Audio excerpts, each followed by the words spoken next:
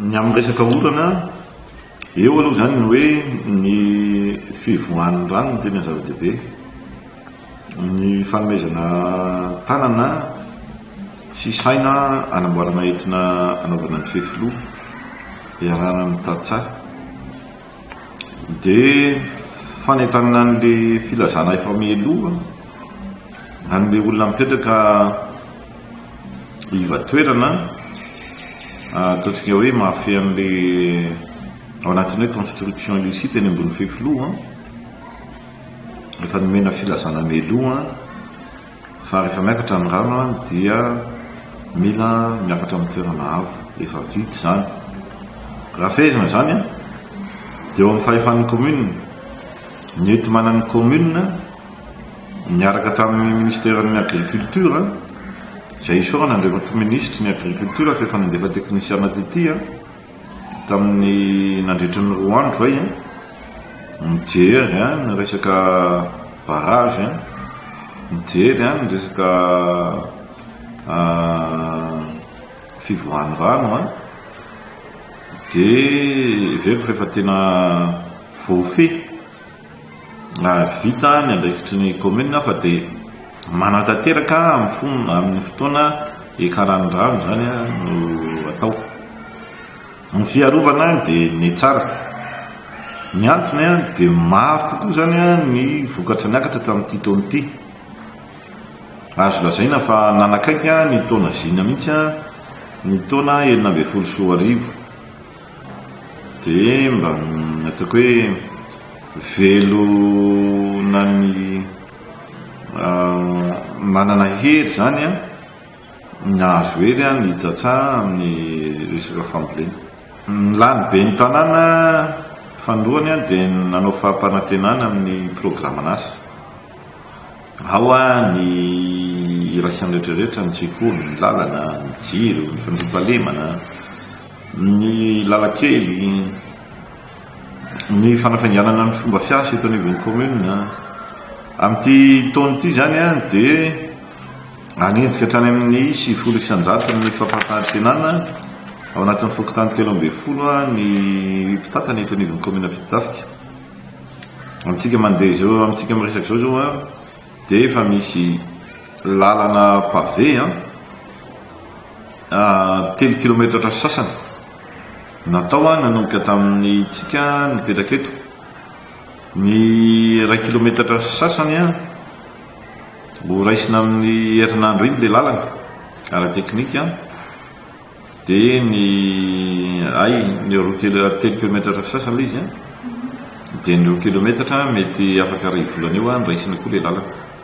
Efa misy sady koa ny famatsim-bola hitan'ny commune Pitafika zany fa mahazo eo amin'ny 1 kilometatra eo atao pavé koa zany dia mety ataontsika hoe ho azo amin'ny tapabolana ny vola dia manomboka koa ny asa atao faran'izay haingana le izy zany atsaitsika ny resaka passation de marché public fa izahantsika manatsotsotro arak'izay araka ny lalàna zay afaka mba nafanganana ny asa zany hiapaika ny vatana eny amin'ny vahoaka. Amin'ity taona ity koa dia ny lalakely zany phase 3 dia anisan'ny mahazo ny commune Pitafika. Mety eo amin'ny 7 kilometatra eo no lalana pavé no azo amin'ity taona ity. Dia izay rehetra zay rehefa tambatra lalakely mety manomboka novambra 2020 raha ohatra zany ka jerena ny resaka lalana. Dia ny taona 2017 zay fampanantenana rehetra amin'ny lalana raha toa ka tsy miovy zay calendrier zay dia tanteraka 100 isan-jato ny fampanantenana. Hafa ny tena hoe mbola be da be ny lalana tsy vita eto amin'ny commune Pitafika fa raha fampanantenana tamin'ny propagande raha tsy miova ny calendrier vita 100 isan-jato amin'ny taona 2017 zany resaka lalana. Ilaina ny fanatsarana amin'ny alalan'ny hoe formation. Ny formation dia miainga foana amin'ny commune Pitafika ny resako ao ny laïcité de l'État fa ny commune Ampitatafika dia nisafidy ny araka dalana ho tantanan'Andriamanitra ny fitantanana. Noho izay dia miala avy amin'ny resaka biblika daholo ny formation miainga eto aminay eto. Dia ao misy ny formation resaka leadership, ao ny resaka formation na esprit d'équipe, ao ihany koa ny langage d'amour hoentina anatsarana ny asa. Dia eo ihany koa ny ohatrany hoe ny fomba fijery lakile amin'ny fahombiazana. Zay dia ny kalitao. Zay tena takiny eto amin'ny commune Ampitatafika zany le kalitao andraisana ny olona, la qualité de service. Dia mba ho ezahanay zany ny tsirairay mba manana mahizy azy daholo eto amin'ny commune Ampitatafika, ary tonga ny olona zany azoto ho avy ety. Zay resaka formation zay. Ary ny formation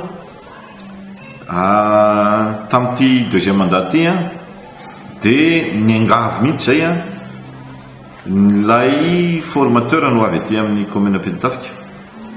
Ary dia talata riva mandeha ny formation dia tena tsy manao service mihitsy zay ny talata riva mandritra ny ady amin'ray sasany fa na ny mpitatana manomboka hatraty amin'ny be ny tanàna hatramin'ny mpamafatrano sy ny polisy communaly dia obligatoire ny fanatrehana ny formation, satria ny tanjona dia le kalitao, manana kalitao ataontsika hoe avolenta. Zay ihany ny tanjona eto amin'ny commune Ampitatafika.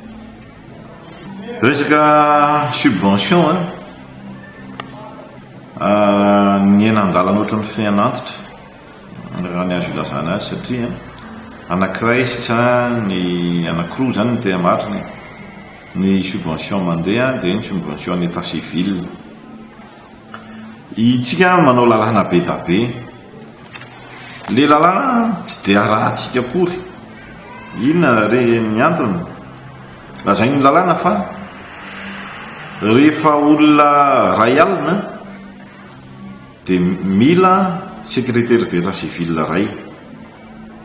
10 000 habitants nécessite un secrétaire d'état civil.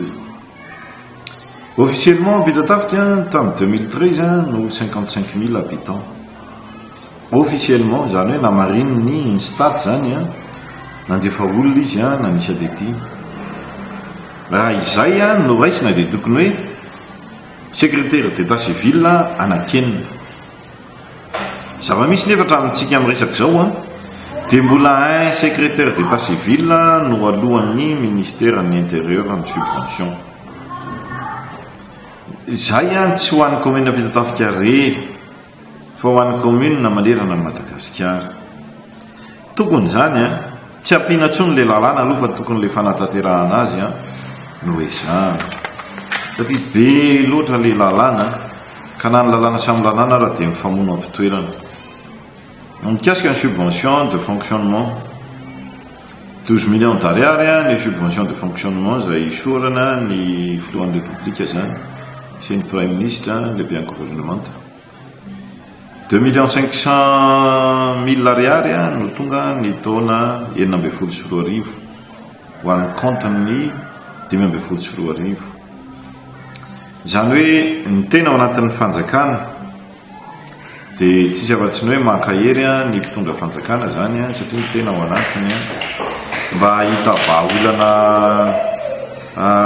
tsara zany mba ahafahana mandeha faram-potoana ny subvention tolotra ho an'ny collectivité territoriale décentralisée sahala amin'ny commune. Misy endrika anankiray ihany ahafahana hoe mifanampy zany amin'ny fanjakana foibe dia resaka fizarana an'io impôt synthétique io.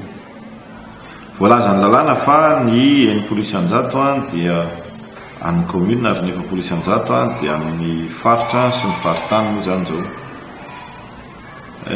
Reny volo reny dia takina avy ety amin'le mpivarotra ety amin'ny commune tsirairay avy. Dia raha ohatra amin'ny fanjakana foibe ka atao hoe resy lahatra anampin'ny commune zany dia misy osikevitra ny hoe sao dia tokony atao 80% no an'ny commune dia 20% ho an'ny faritra sy ny faritany. Ny antony maro ny lalàna voakatsika fa ny faritany ny tena mampanao ny fampandrosoana, fa ny be ny tanàna olom-boafidy, ny be ny tanàna nampanantena hamahany olan'ny fokon'olona arakarak'izay tahitany eo, ary zany dia mitaky vola, dia lasa mandainga lehibe ny tanàna satria ny enti-manana tsy misy. Resaka any amin'ny faritra moa dia tena resaka politika be mihitsy ny amin'ny faritra, ka iny raha vao tsy akaikaiky ny firehana ara-politika ny faritra dia tsy mahazo ninina mihitsy ny ao anatiny eo. Za miteny zao ny commune Petitafika zay nahazo fa za mahatsapa fa misy commune tsy nahazo, dia mba manipy-teny zany any amin'andreo matoko filohan'ny repoblika sy ny andreo matoko prime ministre hoe so dia mba fotoana re zao alefa makany amin'le hoe fitsinjaram-pahefana mahefa, décentralisation effective, satria ny commune fotsiny arany hoe anaraka an'le hoe ny fahazon-dalana manorana trano na le hoe tsy maintsy makany amin'ny siraty le dossier iny zao dia tokony tsara be iny tena tsara, fa ilay ihany mesure d'accompagnement satria raha mikasika anam-Petitafika manokana dia ny permis de construire zao amin'izao fotoana dia tsy misy afa tsy 5 isam-bolana, raha toka taloha na hatratra 20 isam-bolana na ataontsika hoe 30 isam-bolana 5 satria tsy mivoaka le izy. Ary lalàna moa no rahana eto dia miezaka aloha zay manaraka an'le lalàna na dia eo ary ny akony ratsy amin'ny resaka fidiram-bolan'ny commune, fa dia alao manaraka an'le izy. Zay zany ny hita hoe fanampiana amin'ny fanjakana foibe any amin'le impôt synthétique ny tena tsara. Ary le vahoaka koa resy lahatra kokoa izy raha ohatra ka miverina ty amin'le commune ny impôt synthétique, fa njara miravoravo tanana izy mandoha vola izy ho an'izy ary ho an'ny Madagasikara ny samy manany commune ka raha ny eo amin'ny tena raha tsy voajery moa iteny hoe nanao asa dia amin'ny commune afaka fokon'olo eo amin'le toerana anankiray ve ho faly amin'izany. Ny tsena zany ny tena mampandesy ny impôt foncier sur le propriété bâtie, no zany ny tena mampandeha commune.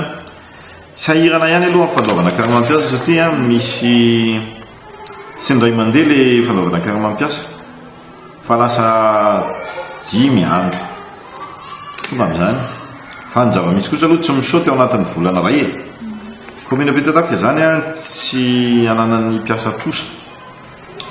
Le 20 zay ny mandoa karama, dia amintsika miresaka zao ny volana febroary dia ny 3 apa-efatra ny piasa nandray karama, dia ny ray apa-efatra ny piasa zany no manambola tsikelikely eo dia vana ny olana.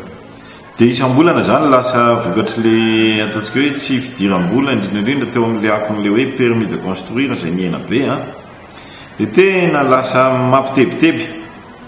Rehefa tonginy ny fa 5 ny volana itsahany dia efa miasa saina sady amin'ny hoe ahoana indray raha ny karama mampiasa amin'ny fa 20 ny volana ho avy, zany mampiasa saina foana dia lasa